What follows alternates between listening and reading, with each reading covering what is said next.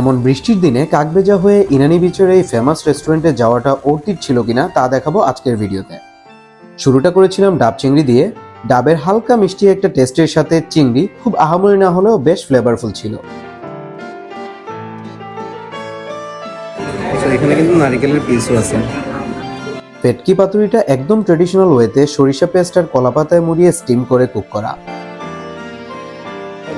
এটাতে হচ্ছে একদম সরিষার একটা স্ট্রং একটা ঝাঁজ আসতেছে।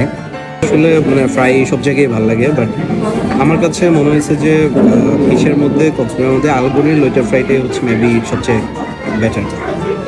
ফেরত দিয়ে যাচ্ছি, বাট হচ্ছে যে ওরা বলতেছে এটা নেওয়া যাবে না, যেটা হচ্ছে ওরা অর্ডার ফার্স্টে একবার নিয়ে নিলে ওইটা হচ্ছে আর ওরা হচ্ছে প্যাক নেয় না। ওকে, সো হোয়াটএভার, আমরা বলছি সমস্যা নেই, আমরা এটা প্যাক করে দেবো। রাবড়িতে ভিজিয়ে ঘিয়ে ভাজা jilapi feels heavenly. Unique traditional foods with a slight high price compared to other restaurants. That's a wrap from Palonki.